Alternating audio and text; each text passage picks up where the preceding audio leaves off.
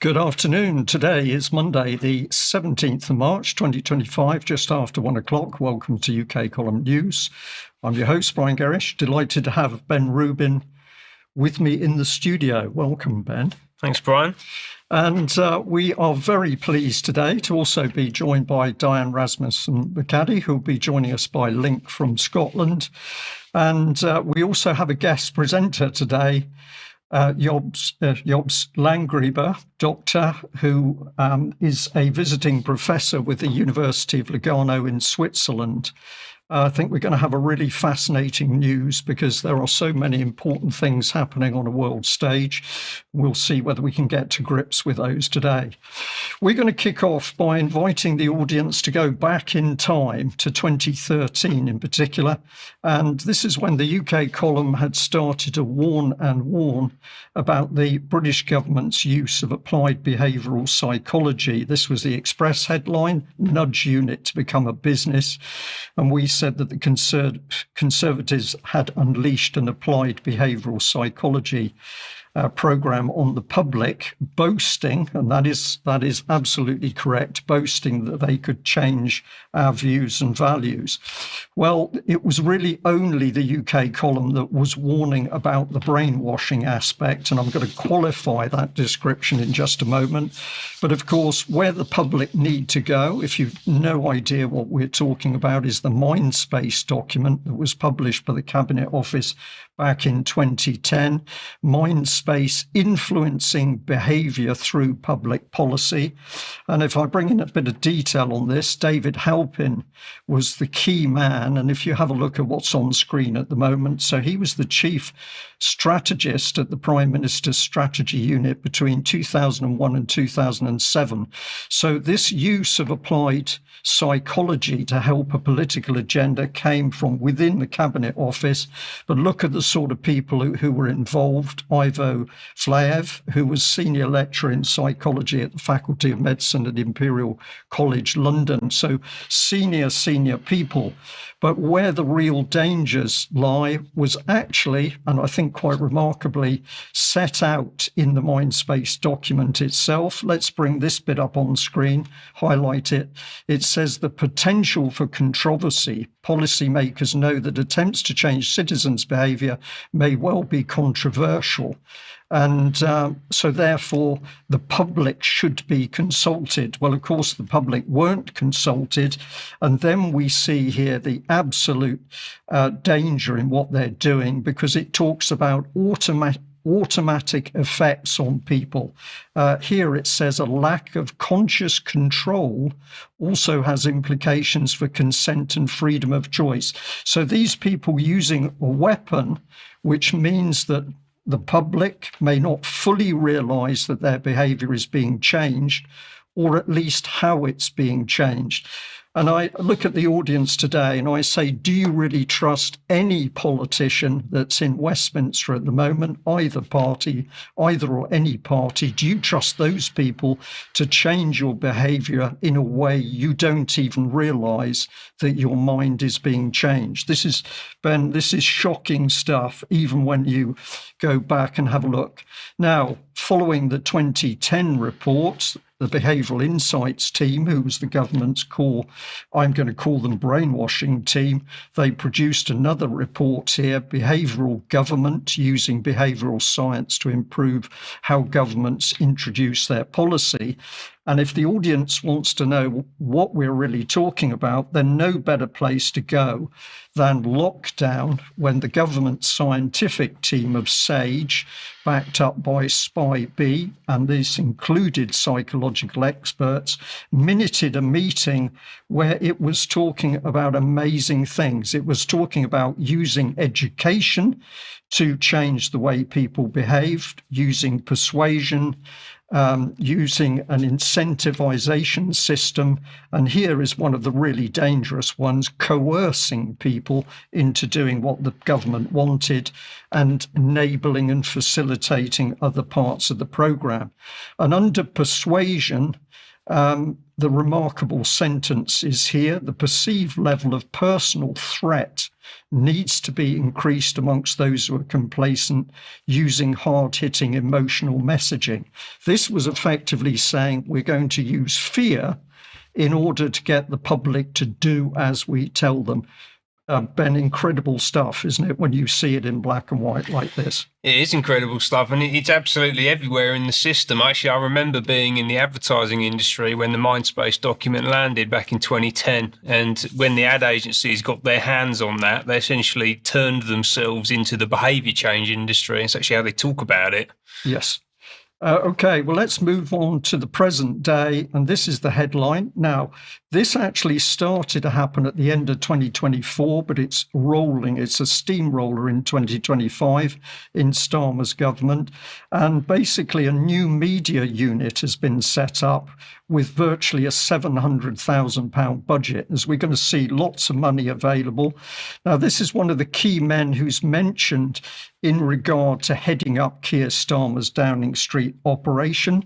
And the best we can say about this man is we don't know anything about him. We don't know anything about the thousands of other unelected and unaccountable people, but should we trust him?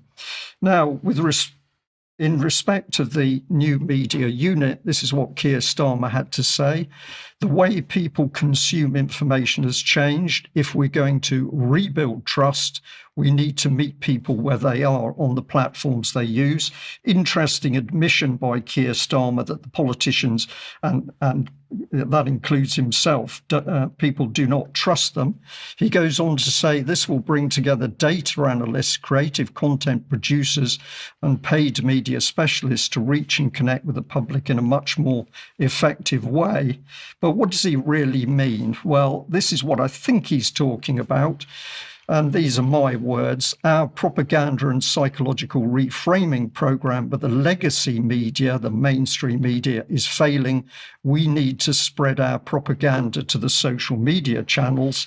And we'll add a bit to that. The social media channels are where people are watching and listening to real news and analysis. And we, the new Labour government, have to disrupt this. So that is what I think that Keir Starmer is really talking about. But if we get deeper into proper detailed analysis, we can have a look at this parliamentary website, which is talking about questions that have been asked. And in June 2021, the question was being asked about a spend of almost £236.5 million on 1,500 people who were part of the government's policy objectives. So these were people using these techniques in order to produce policy that the public were going to accept. And then in this part of the text, I'm just going to read part of the screen. It is impossible to tell from the annual report and accounts how much support in terms of staff and budget is dedicated to the Prime Minister. So we don't even know where this money is going. And disaggregating support for the Prime Minister and the rest of the government would not fully resolve the problems of transparency and accountability we've highlighted. And if I do the last one here, this is wrong. It undermines both ministerial accountability to Parliament and collective responsibility on the part of the Cabinet. So we are not allowed to know what the government is doing, but what we do know is the government is using pretty vicious applied psychology to change the way we think and behave, and we're not even going to know. Now, one of the problems at the moment is that even the Lords, never mind the members of Parliament themselves, the Lords don't really understand what's happening. This is a question from Lord Alton of Liverpool, and he was asking His Majesty's government whether the new media unit based in the Cabinet Office and the individuals within it, including the Prime Minister's Chief of Staff, have an exemption to use TikTok on government devices. Now, the problem is he doesn't even know the right question to ask because he's heard about TikTok and the Chinese, so he probably thinks this is a security issue, but actually this is to do with a constitutional issue where the government is working to attack its own citizens. And the reply from Baroness across is particularly revealing because she says the policy on the use of TikTok on government devices hasn't changed. She must have been very happy because essentially there was a question which was irrelevant. She didn't have to worry about the response. But if we sum up here, even the Institute of Government in its latest reports is saying that it really can't unravel the secret workings of the state, and it's running conferences to try and ascertain how it works. But if we look at the Behavioural Insights team itself, they claim that they're independent now. But if we look at the website, they're independent and partners of the Cabinet Office. So that does not appear to be true. And this is very telling. If we look at where they're now operating in the world, let's expand that on screen. So the black is Behavioural Insights team projects, the dark blue is offices, and the light blue is local staff presence. What started in British government now spread across the world. And interestingly, in Europe, the two key offices are in UK and France. And I'm specifically going to say that is because that the government here was working with Sarkozy's expert on brainwashing way back in 2012, 2015. So Germany was left out, although we can see that Germany is being used for applied behavioural psychological experiments. And on that note, I'd like to welcome our guest presenter today, Jobst Landgrebe. And Jobst, thank you very much for agreeing to join the UK column. And I think you've got a really important segment today on changes that are possible changes to the German constitution. Welcome. Hello, good afternoon, everybody. So what I'm going to show you is a change of the constitution that is going to happen probably tomorrow, and which is in a way set up in a very problematic manner. So recently we had a re-election of our parliament, of our lower house, which is the one that makes the relevant legislative decisions. And you see, these are the new seat distribution that you have here. And basically the CDU, which is comparable to the Tories, and the SPD, which is comparable to Labour, they want to form a new coalition, and they will also have a slight majority together. The main opposing parties is the blue segment here, which is the AfD, which has no equivalent in England, but is comparable to the French Rassemblement National. And then you have here this magenta-colored segment. This is the lefty party, which are Marxists, which is the heir of the former SED, which was the political party of Eastern Germany. And these are the main opposition parties, whereas the black, green, and red segment basically form a bloc that is rather uniform in its political intentions. So that means that these two parties, the CDU and the SPD, only have now a normal majority, but no qualified majority. But they would like to increase the deficit spending in Germany and issue a new package of 900 billion euro of additional debt. So just to give you a feeling, Germany now has around 2.5 trillion of debt. So 900 billion additional is 30% increment of debt, which is an unprecedented debt increment in one step. And this is unconstitutional according to our current constitution. In the All Parliament, the CDU, the SPD and the Greens together have a 2/3 majority to change the constitution and to therefore enable this law to go through and to then create this huge pile of additional debt.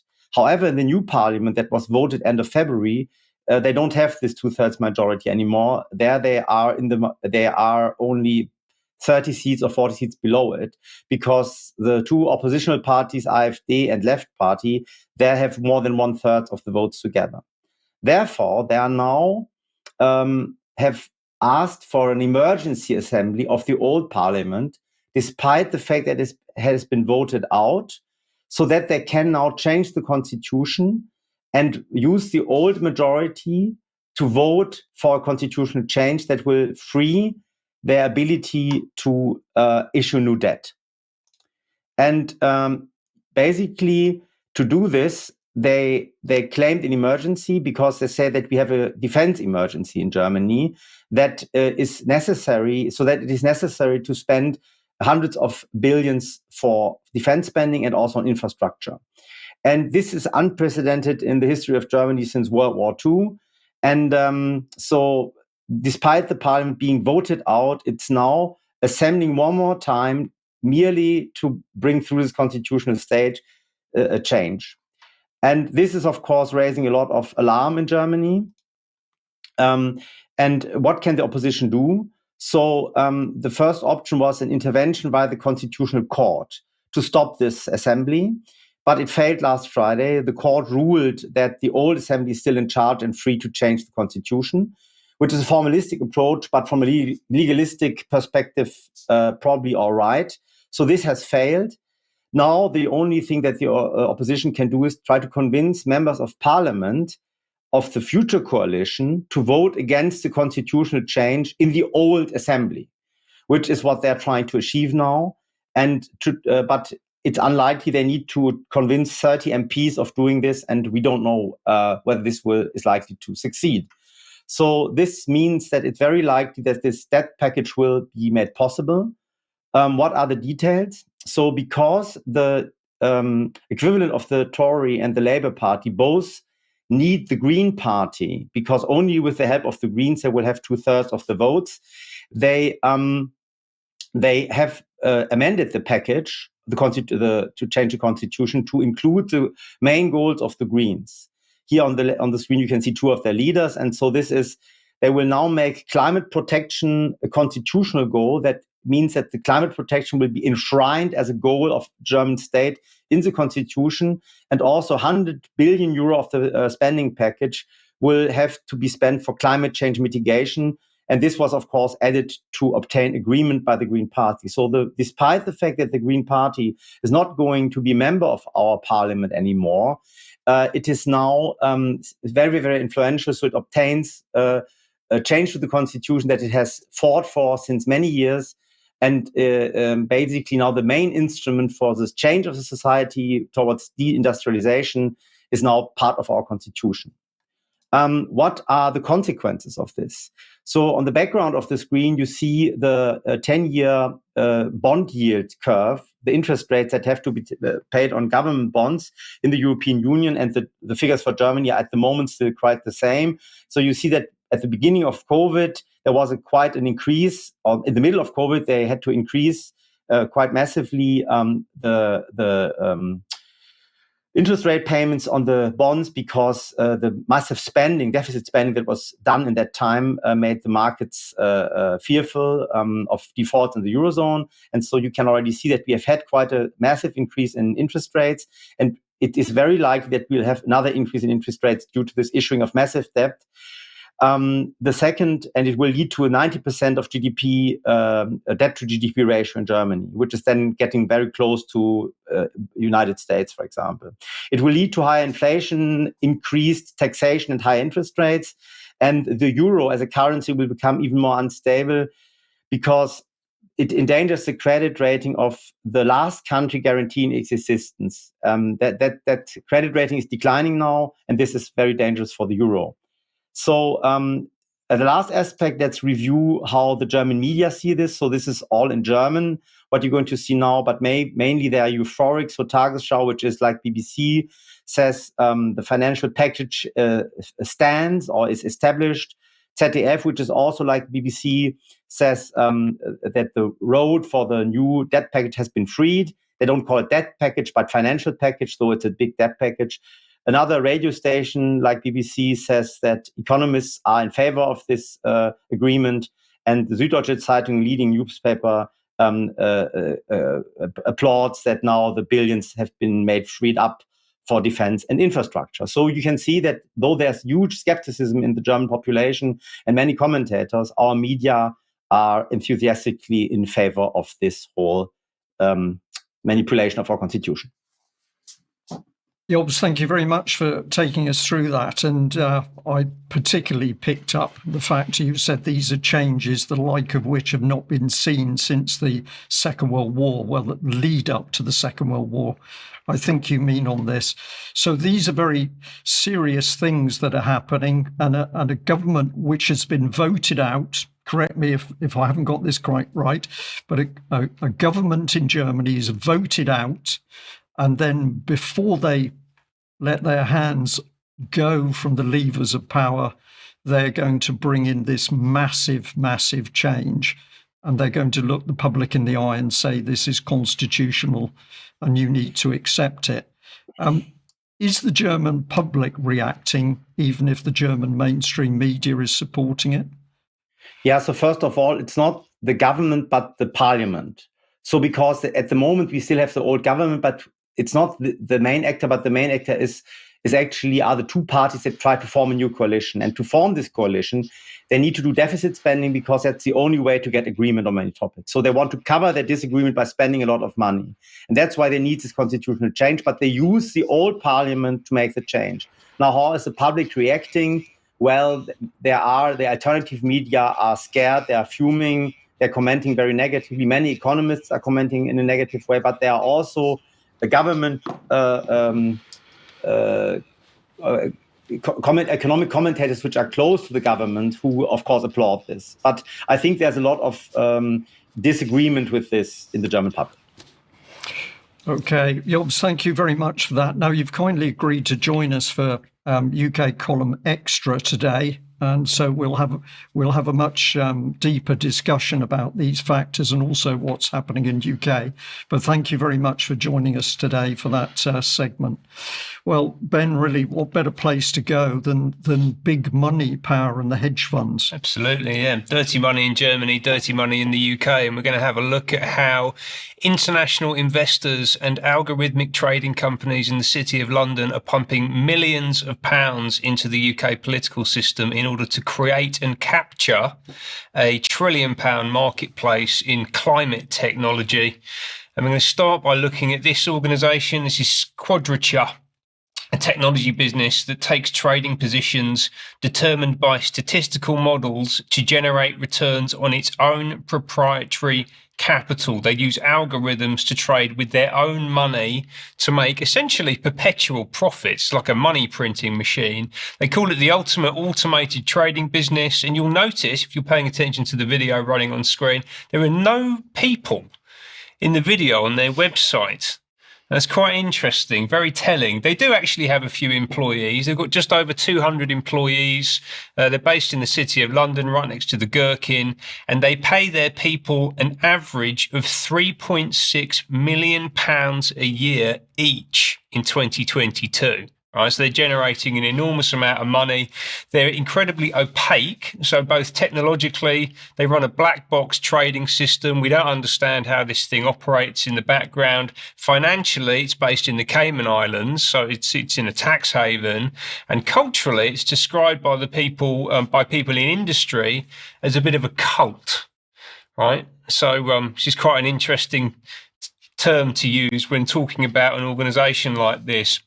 The cult is led by these two. So this is Greg Skinner and Sunil Setia, who are big-time maths and science guys. One studied mathematics, one studied physics, Cambridge and Manchester University, respectively. They've been working in the city for the past 30 years. They set Quadrature up about 15 years ago. And interestingly, they receive no salaries from the business, but instead they've taken a combined total of about £160 million in low interest loans from the company in order to drastically reduce the amount of income tax that they have to pay, which makes them perfect candidates to make huge donations to the Labour Party. And last year, they gave £4 million to Labour. It's the largest ever donation that has been given to the Labour Party in its entire history. And this was particularly interesting. This report here from Open Democracy came in September, and they revealed that the Labour received the donation in the 1 week window between the former Prime Minister Rishi Sunak announcing the general election and the start of the pre-poll reporting period, in which all political donations over £11,180 had to be published weekly rather than the quarterly norm. So essentially, they've made this donation deliberately in that period to avoid scrutiny ahead of the election. I think we have to assume that Starmer et al., the whole Labour apparatus, would have known about this. I can't say whether it was their choice to do so or not, but... Well, the minimum is they could have declared it to the public, right, so that it was made highly visible to the public. And of course, that didn't happen, in line with my opening segment today, where Starmer and his team do not want to tell the public how they're even running the government. So exactly, a lot of questions, Ben. 4 million straight into the Labour Party. And then what else is Quadrature doing with the money? It's putting tens, hundreds of millions into this thing. This is the Quadrature Climate Foundation. The new climate reality demands unprecedented climate action. We're very familiar with all this stuff. And what are they up to? So they say that their work has a global focus. Since launching in 2019, we've committed more than $1 billion to more than 180 organisations in 17 countries advancing climate solutions around the world. This includes donations to the United Nations, the London School of Economics, Rockefeller Philanthropy Advisors, the World Economic Forum, the Bureau for Investigative Journalism, interestingly. So they're funding the people that are supposed to be investigating them. No conflict of interest there at all. And also a political foundation, who I'll come back to a little bit later. Now, all this climate stuff, you could present this potentially as being altruistic. They want to fix the problems of the world. But unfortunately, I'm a bit more cynical. And actually, the actions of the founders suggest that that's not what's going on here at all, because Greg Skinner at the start of this year acquired a 50% stake in Ethical Power Group,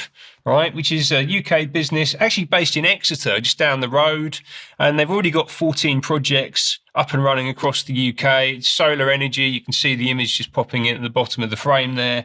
And his money includes a £15 million working capital loan to support the growth of this organisation in the UK market and internationally. So the Quadrature Fund, one of the owners, has got a vested interest in the commercial growth and development of the market that his charitable fund is promoting, is pushing the agenda for. Well, sounds par for the course. Absolutely. And what else has he got from his money from the Labour government? Well, quite a lot, actually. So the UK Climate Envoy, so our top international voice, talking about climate issues. This lady, Rachel Kite, former World Bank climate chief, was put into position in September, right? So Quadrature have had put a load of money in. There's this appointment is made, and she's actually a trustee of the Quadrature Climate Foundation. So she's on the board, and she hasn't resigned that position. Yeah, so she's still a trustee while operating in that capacity for the British government. And Quadrature have also put a lot of money, as we're about to find out, into a political foundation in order to retrain UK government officials to make them more amenable to the climate agenda. Let's hear it from Lisa Witter now. Jeremy Oppenheim announced that the Quadrature Climate Foundation has awarded the government climate campus. Robin told you a little bit about that. Pooja told you a little bit about that, which was named as one of Fast Company's most innovative ideas in the world, which we're really proud of. $1 million grant to train 25,000 policymakers. You know, we like to work at the whole stack of government, as we say, from the national down to the very local, where those shovels hit the ground. Astonishing. I'm going to say astonishing, Ben, because she is really telling us what's going on. So when she's talking about training, what she really means is reframing. Remember, the government is using applied psychology to change the way people think without them knowing what's being done. That's the technology being used in courses. And then she says something very important there, down to the level, the bottom level shovels on the ground. they need people at local level to implement their policies, because if people at local level do not implement the policies, this game is all over. So if you're watching today's news thinking, my goodness, what can we do? It is so easy. You say no to the policy at local level. 100%. That's the Achilles heel of the whole thing, right? So that's Lisa Witter. We've talked about Lisa Witter a lot. A young global leader of the World Economic Forum. She's one of the chiefs of Apolitical Foundation, who are in the process right now of retraining, reframing UK government, global governments. They're in 170 countries. One of the primary mechanisms for the Great Reset agenda to be driven down into nation states, right? That's what she's up to. And she mentioned a few things, which I'm going to unpick. So first one was this guy, Jeremy Oppenheim. Right, so he started off as a senior economist at the World Bank back in the 80s. He then spent 23 years at McKinsey, becoming ultimately their senior partner for sustainability. McKinsey, one of the top tier global strategy firms and a strategic partner of the World Economic Forum. And for the past 9 years, he's been a partner and now recently become managing partner of Systemic, which is a blended advisory and investment firm whose purpose is to create disruptions in the world's critical economic systems. That's literally how they describe what they do. And that's capital and ideas, particularly focused around food, energy, all of the industrial transformations that we've been talking about. And what he doesn't have listed on his LinkedIn profile is this role. So he's a co-chair of the advisory board at the Quadrature Climate Foundation. And as Lisa Witter just told us, they put $1 million to retrain 25,000 policymakers into this thing, which is the Government Climate Campus. This is one of the apolitical flagship programs. So they talk about building energy and climate capable governments this decade, an ambitious global partnership hosted by apolitical to rapidly upskill whole government workforces with the energy, climate and nature training needed for impactful actions. People got to take action. Quadrature behind it, but also Bezos, Earth Fund, Rockefeller Brothers Fund, the Foreign and Commonwealth and Development Office. So UK government is absolutely at the centre of this global transition process. And what are they training people on? So if you go and look at the website, we'll provide some links. You can see that the agenda for the Climate Campus is climate change and health, climate change and mental health. They love to tie all these things together, centering equity in climate action. So there's very much this kind of neo-Marxist dynamic to this, but the leveling out of living standards artificially, internationally, climate finance, green growth, and an introduction to the energy transition, which is an energy transition based on energy systems sold by people like Greg Skinner, who is behind the Quadrature Climate Foundation, and then ultimately paid for through taxation, through money printing, like Jobst was talking about earlier on, but then also through loans from people like Jeremy Oppenheim at Systemic. And crucially, as Brian's pointed out, the final quote there in the video was that we like to work at every level, from national to very local, where those shovels hit the ground. And just to reinforce Brian's excellent point, if we want to stop this thing in its tracks, then that's where we need to focus our energy, and it's actually where we can get the most traction. So people can do things, and it does make a difference, and all it requires is 2 or more of you to get together and to take that action at local level. But it's very clear Starmer is also now having to admit that they're beginning to lose control of the narrative, and that means more of the applied psychology from within Parliament, but also, of course, more censorship of free speech. And I have no doubt that Ofcom is one of the tools that's going to be used to do that. No doubt we'll be speaking about that a bit more in the near future. If you like what UK Column does, please support us. If you value us, support us, make a donation, or join us with a monthly or an annual membership or a lifetime membership. And of course, you can also support us by purchasing from the UK Column shop. And we always like to point out that we have Clive de Gaulle health products, and we do make a small percentage when we sell those products through our shop. Now, the key bit about the UK column information is that the news goes out for everybody to see, and we do that because we hope that people will share the information through the platforms. Facebook, not particularly friendly to UK column. YouTube has got us banned still, but by putting the information out on other channels, you can help us a great deal. Now, just a couple of adverts. Friday the 18th through Saturday the 19th of July, Larling, I think that's Suffolk actually. We've got the Thetford Truth and Freedom Beer Festival. So that's really a mixture of people getting together to socialise, but with also live music and some guest speakers talking about what's really happening in the country. And there's a campsite and camp pitches available in support of that. In Norfolk. Sorry, thank you very much. I was close at Norfolk, I beg your pardon. Near enough. To people who are local. And of course, this is the very thing we can expect to see the government trying to clamp down on in the future, because anybody telling the truth is a danger to Keir Starmer and his Labour government. Now, tomorrow we've got an interview going out, which is Charles Mallet talking to Dr. Liz Evans, and that's on how the grip of the pharmaceutical industry, let's just bring that on screen, has squeezed discernment and compassion from the modern Western medicine, and importantly, what can be done about it. So do have a look for that, as that will be a very interesting interview at 1:00 tomorrow. Now, I'm also going to say I do not have a slide, and of course I should do, for the UK column on location event at the beginning of April.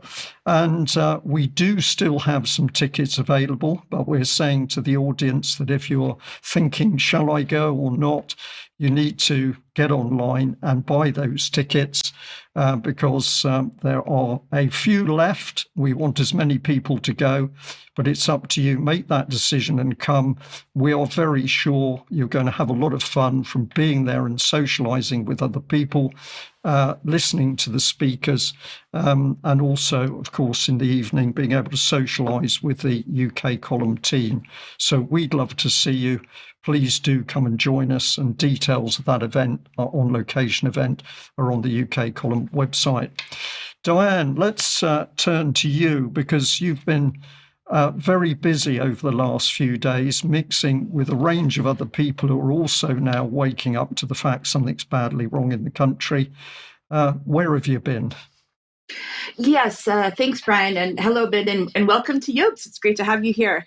I just returned from a few different events. On Sunday, I returned from a literary festival in Keswick, which is in the Lake District, at an event called Words by the Water, which is an annual literary festival held at a place called Theatre by the Lake. I have some silent videos and some photos that I took while I was there, just to kind of show you what it was like. I know the news is really heavy today, as it always is, but I thought maybe showing some slides of what it was like in the beautiful city of Keswick might help a bit. So these are just first of all, some photos of me walking around the town, just a lovely town center. It was a sunny morning on Saturday morning, so it was nice to get out. There's the cheese shop, which is important if you like cheese, as I do. This was from the bookshop, seeing a bibliophobic person. This was one of the bookstores in Keswick that sponsored the event. So I just kind of walked through past that in the city as well. Some little shopping there that I happened to do on the side, some nice little things to look at, the beautiful mountains and the surroundings as well. Just a great place to be. This is leading up to the Theatre by the Lake on my walk from the town center where I stayed. And we also went to the Castle Rigg Stone Circle, which is thought to have been constructed around 3000 BC. So there's just a couple of photos I took from there. Here's also some photos that I've got from some videos I took of the issue surrounding the festival. So there's a park around there, set on the lake. If we can start the next video, we can see what that looks like. And then I'll just start to talk about some of these sessions. Some of them were beautiful words that I just heard. And I'll cover some of the nice ones before I get into some of the more serious issues that were raised at the festival. Hilary Bratt from the Bratt Travel Guides was there. She did a session called Adventures in Travel and Publishing. If you are a reader of travel books, as I am, she wrote one of the original series of guidebooks that is popular She started that in the 1970s. One of the interesting things that she said is that it's actually safer to travel to dangerous places as a woman compared to being a man, because women can play the vulnerability card if it's needed, if it really is dangerous. Another one that was really nice was Philip Marsden. He did a book called Under a Metal Sky, and his session was called A Journey Through Rocks. And he discussed from this description of the session, he discussed his revelatory journey from the tin mines of Cornwall to the gold mountains of Georgia in search of the substances that has shaped our imagination and imperiled our very existence. So I just enjoyed the time thinking about the land and enjoyed his beautiful words when he was reading from his book. I also went to a murder mystery, which was interactive, which I was not expecting to have to solve the mystery, but it was done by sort of a comedy acting team called Highly Suspect. And the basis of it was Chief Inspector Scott Lanyard, if you see what they did there, has been found shot, stabbed, and strangled inside a locked room. And we had to work in groups to kind of decide who we thought caused the two murders. And it was interesting because it sort of made me think about what a book is, because we were sort of writing this book in real time. And, we were wondering, do they change whodunit as when it's played in different places around the country? It's interesting to note that I only went to one session that didn't mention Trump in some way. So it made me wonder, was I really in England or was I in an American book festival? But it was interesting to see how some of these larger issues, including Trump and many others that happening around the world, were embedded both in the books that I heard the authors talk about, as well as the questions that people ask the authors. So now if I get into some of the more serious issues, Mike Berners-Lee was one of the talks that was there. He wrote a book called There Is No Planet B and the Climate of Truth. His brother, if you are internet familiar, as I am, Sir Tim Berners-Lee is his brother, who is known as so-called the inventor of the World Wide Web. Basically, he wrote the HTTP protocol that makes the internet work. And his session description says, we have the technology we need for a clean and healthy future, so why are we still accelerating into a polycrisis of environmental and social strife? So we can see where he is on the climate change issue. One of the most remarkable things that he said was that The Guardian is the most reliable source of information that we can find when it comes to news. Going on from there, I heard George Monbiot, who is a climate activist and a journalist. He wrote a book called The Invisible Doctrine, and you can tell he's very left-wing in his political views. He called Trump fascist, and we can have discussions about what that actually means. He talks about the rise of the far right. There was a question from the audience about whether the far left or left Labor government is really attacking the poor, and you can start to feel that people are angry about what they got. But we have to ask, why do people expect something different from Labor after what we've seen from Tony Blair? One of the interesting things that happened at this session was Just Stop Oil and Extinction Rebellion activists were in the audience, and they started asking questions more like statements. They just kept talking and talking, and other people in the audience were heckling them to stop talking. We couldn't figure out what the question was, but they wouldn't stop. And if we can put the next slide on the screen, this was given to us when we went to have a drink in the cafe after the talk, and we can see in the slide it talks about Just Stop Oil. 1.5 degrees Celsius is dead. Our leaders failed us, and so on. It kind of goes into this whole thing. There's a QR code you can scan to learn about Just Stop Oil. And that was all very interesting to see. Another book that I heard about was called Food Fight. This is the one that I actually purchased, the only one I purchased, because it had some really interesting things that were raised from it. And it's very confusing. It's got an endorsement by Professor Debbie Sridhar on the front cover. So some of our viewers will remember Professor Sridhar from the COVID era and what she tried to do to people. I was first a little bit encouraged by what he said, but also confused, because he was talking about the corporations involved in big food and the terrible effect that their ultra-processed foods have on human health. He talked about their relationships to BlackRock and their concern about the environmental social governance scores. On page 147, he mentions multi-stakeholderism, as he called it. He said it's the latest vogue, a form of public-private partnership popularized by the World Economic Forum, in which the door is flung wide open for any organization to participate. The big tent sounds democratic, but it's really an illusion, a mirage, one more step towards the privatization of global governance. And he goes on and talks about the UN. But if you read the back cover of his book, he has actually been involved in UN agencies for several years. He's a member of the International Food Policy Research Institute. he believes the food system is driving the climate crisis, according to the book. And as we can see when we look at this website of this institute, they are very much active in UN events, such as just this month, the 69th session of the Commission on the Status of Women. And we see on the website that this is involved in the Sustainable Development Goals. We see our familiar little SDG colorful wheel there. He also has a book that's called Decolonize. A chapter called Decolonize within his book, which I will come back to decolonization a bit later in the news. And you can see that he believes that nutrition is related to decolonization and social justice and so on. I have a little bit more to cover about decolonization, and I will come back to that later in the news, Brian. Thank you. There's two aspects to what you've just covered there, because you've taken us away, admittedly, into a very beautiful part of the country.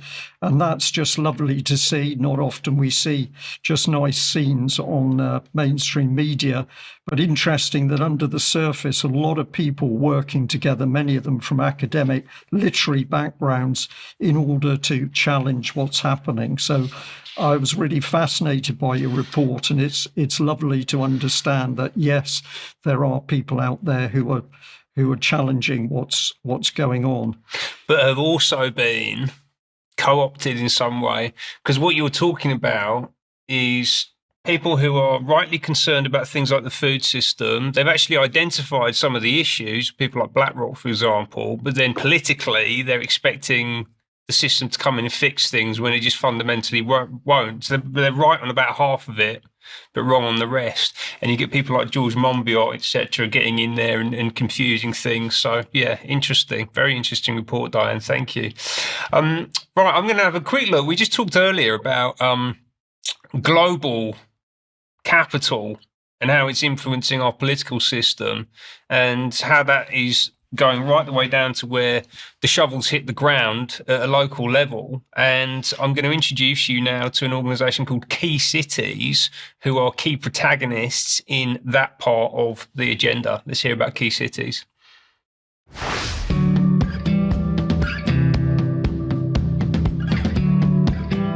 Key Cities is a really important and influential network for urban areas in the UK. We came together 10 years ago, and I think we've gradually crept onto the government's agenda. We've grown in scale and size, and we've got a really important lobbying role in terms of our relationship with government. We're collaborative. I mean, that's the main thing. I mean, in local government anyway, in terms of the work that we do together to educate and inform and share good practice across local government in the whole of the UK. There's 28 of us in the gang, and we've got common cause, common agendas, common problems. And obviously what's really exciting about local government is that we have individual solutions. The network's got a really important role to play in the discussion on devolution. And what we can actually do is help inform government policy going forward.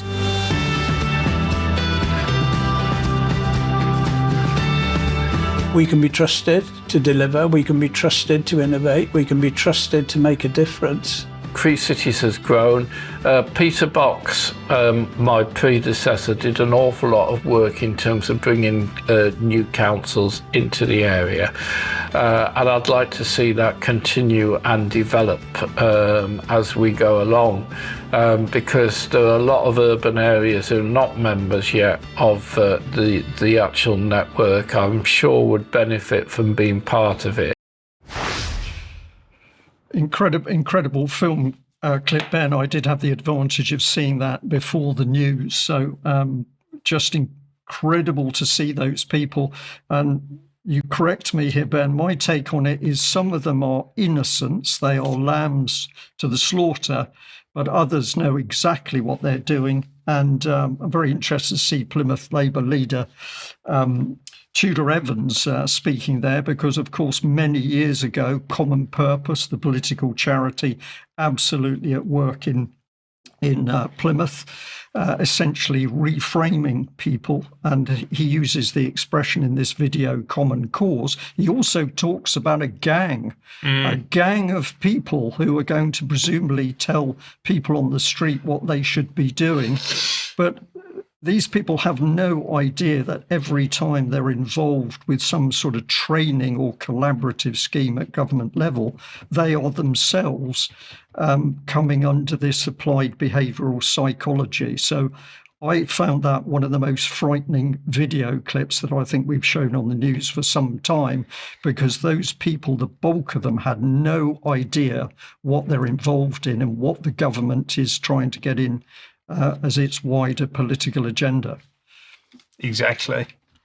And this is a crucial national network where, to use the phrase again, the shovels meet the ground, right? You get local communities, local cities, out in the counties, implementing the innovation agenda ultimately, right? So we can see here that there are 24 cities in this network. They've been around for 10 years, not a new thing, right? But it's come to my attention recently.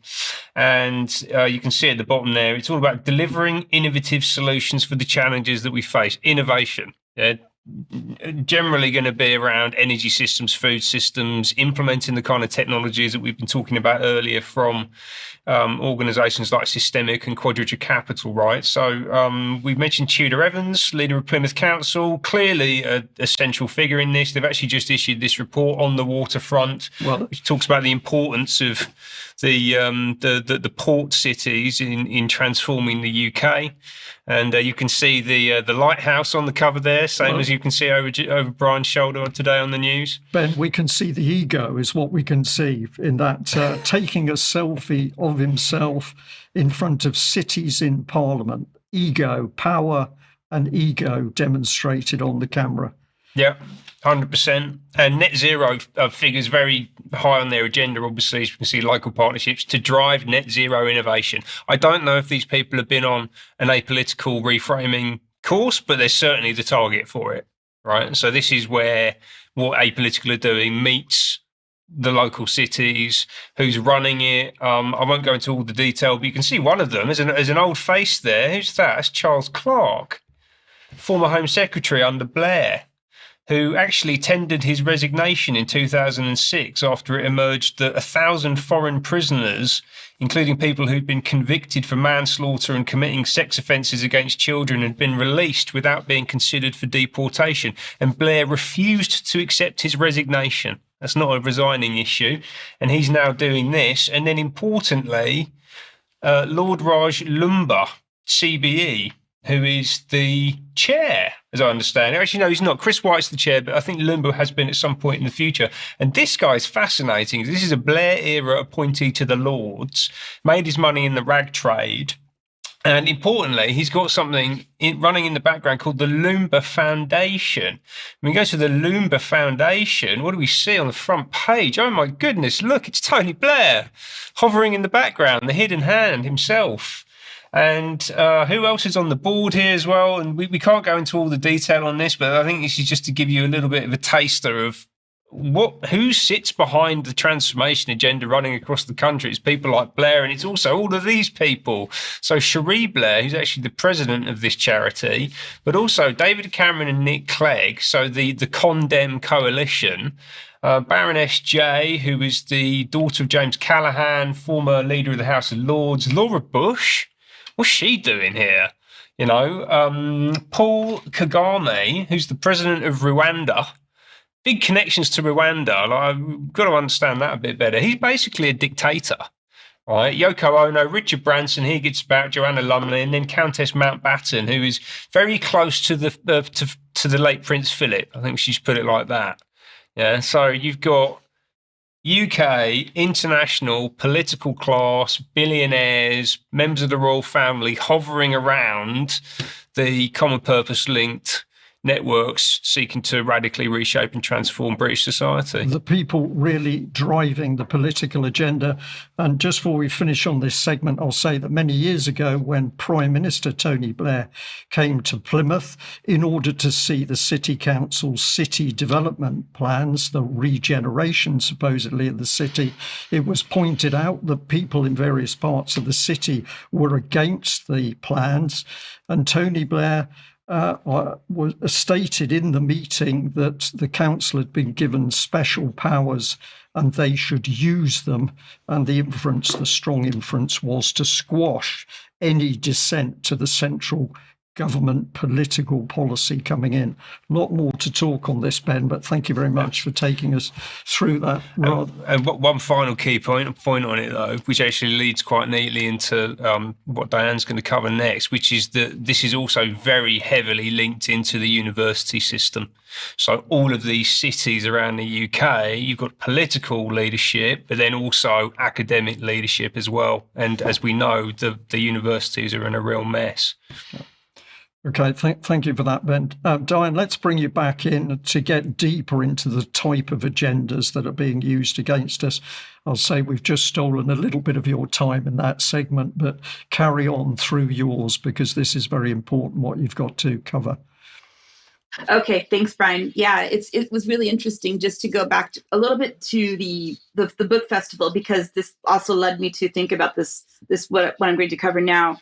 There were a couple of sessions that talked about decolonization. One was by Lucy Mangan, who is a Guardian TV critic, and her session was called How Reading Shapes Our Lives. And she talked about her book called Bookish and about her books of love, her love of books, love of libraries, and how when she first experienced a university library, she was really excited about the fact that it was all there. So I asked what ended up being the last question in the session, and what did she think about decolonization in university libraries? And she didn't know what it was. So I said, it's actually the process of changing language in library catalogs to make it less offensive, the removal of items written by, straight colonialist white men, for example, to make room for more diverse authors. And she admitted that she was in the minority, agreeing with me, saying that this wasn't a good thing, which may not be good for her relationship with The Guardian. But when she said that, it actually generated a round of applause in the audience, which was really great to hear. And people sitting near me told me at the end that I was on the right side of history after I explained that this was part of my cancellation from academia and librarianship because I opposed it. There was another session by a man called Jack Ashby, who is the assistant director of the Museum of Zoology at Cambridge. According to his Blue Sky profile, his pronouns are he, him, so that's important to note. He said that less than 1% of collections are on display in the world's natural history museums. So it sounded interesting to see, what else we could do to have more specimens and so on to be shown in natural history. But actually, the direction that it took was a little bit different, because he started to talk about how it's a problem that most of the specimens on display at natural history museums were males. And he suggested that maybe having more female specimens on display would help smash the patriarchy, which he actually said on the slide. He talked about social justice issues and how we need to be more diverse and inclusive, and that we need less Darwin or white men and more of the people who did the work who might not be white men. So I asked him a question. I said, well, since you said in your talk that 0.4% of the world's species are mammals, why is it so important to worry about how humans are represented diversely in natural history museums, given that humans would be even less than 0.4% of all the species in the world, and that maybe they should be more concerned, for example, about the diversity of the insect species that were on display? And his response was that when people of different backgrounds come into natural history museums, such as his at Cambridge, they don't feel represented or included. And so I went to that museum's website, and it has, for example, if you want to go there on the 22nd of March, they have a Pride in Nature LGBTQ plus tour, if you want to hear about LGBTQ plus communities within nature. So this made me think a lot more about all of the government waste that's going on in academic and settings and so on. And we have, for example, James Lindsay, who has been interviewed twice on UK Column. And he wrote this paper as part of what was called the Grievance Studies Affair with other previous former academics, I guess you could say, by writing fabricated papers that were still accepted and published in academic journals. And here's one example of one of their fake papers that he was a co-author on, called The Conceptual Penis as a Social Construct.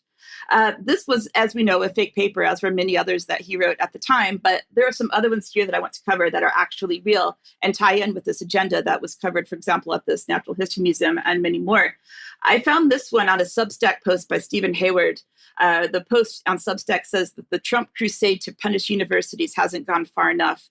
And that's because he found this paper.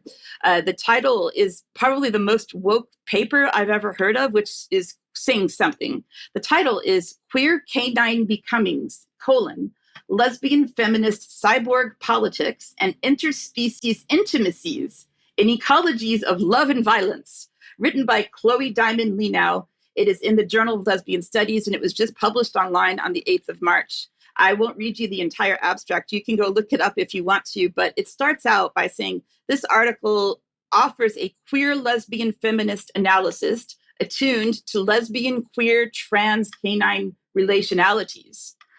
Specifically, the article places queer and lesbian ecofeminism in conversation, et cetera, et cetera. I'll spare you the rest of it.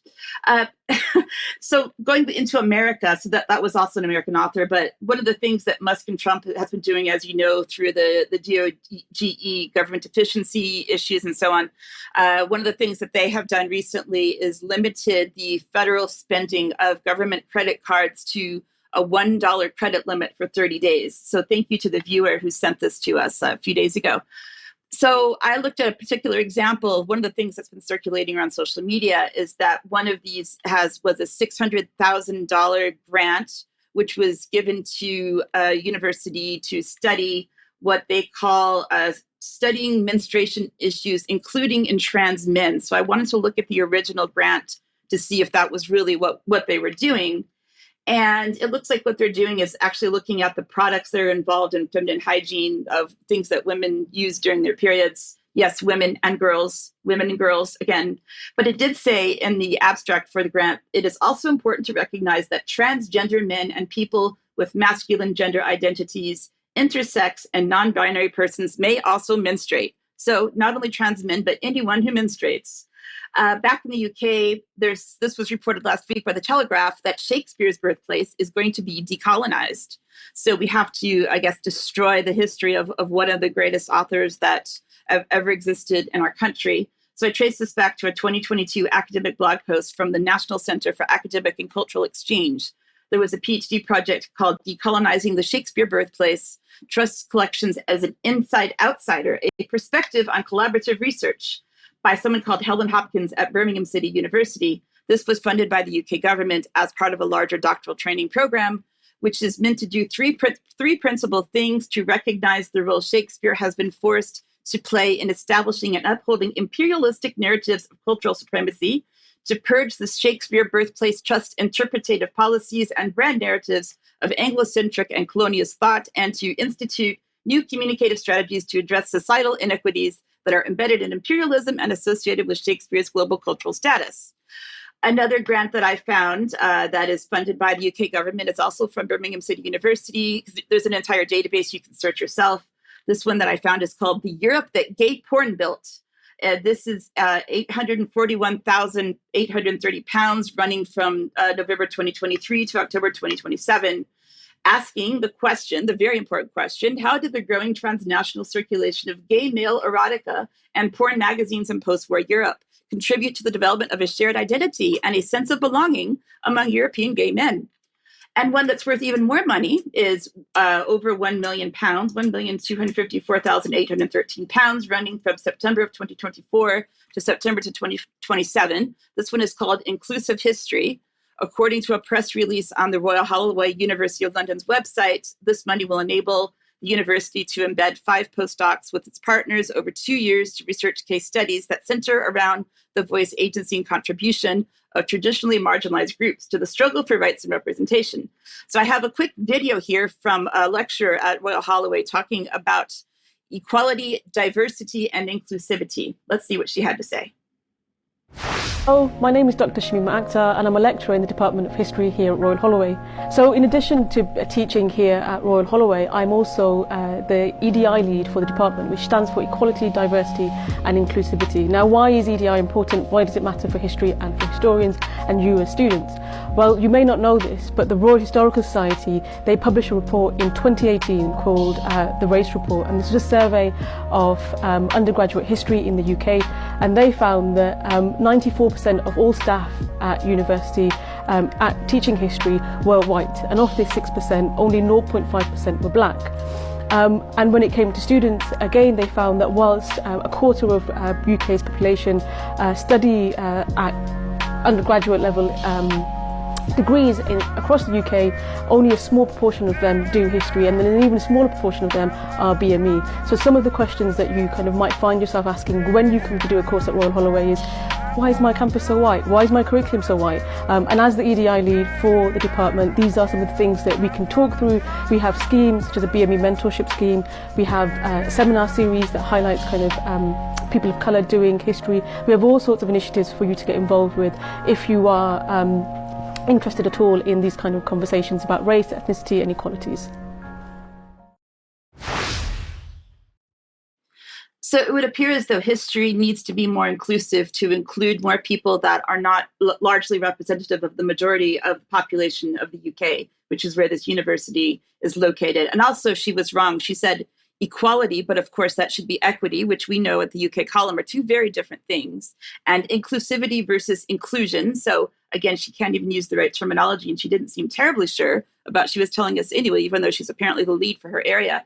Just as an and finally on the segment, I have one this is from Sweden from a couple of years ago, but I just thought this one was really interesting as well. The title is Who's Afraid of the Vulnerable Terrorist?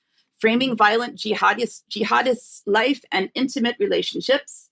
This article looks at a sample of academic articles in the field of terrorism studies and international relations to explore the ways in which marriage, sexual activity, and close relationships in jihadist groups are framed, imagined, and investigated using the learnings of queer scholarship. So there's your into the segment. I just wanted to kind of start to show some of the ridiculous things that are being funded in our universities. And I think the British taxpayers need to know exactly where their money is going, Brian. Diane, thank you very much for that segment. Immensely important, because this is the agenda that is going to finally destroy this country unless we stop it with spades at ground level. And a lot of people, I think, see it and just think it's silly nonsense, but this is the stuff that destroys minds, and particularly the minds of our children. Let's leave it there. I'm going to say, Diane, Jobst and Ben, thank you very much for joining me today. For people who are full-time supporters of UK Column, there will be UK Column Extra in a few moments, and we'll be discussing more in more detail the main points that we've covered in the news today. But thank you, wherever you are in the world, for joining us, and thank you so much to everybody who supports the UK Column. We will be back at the same time on Wednesday for UK Column News Extra few minutes. Bye-bye.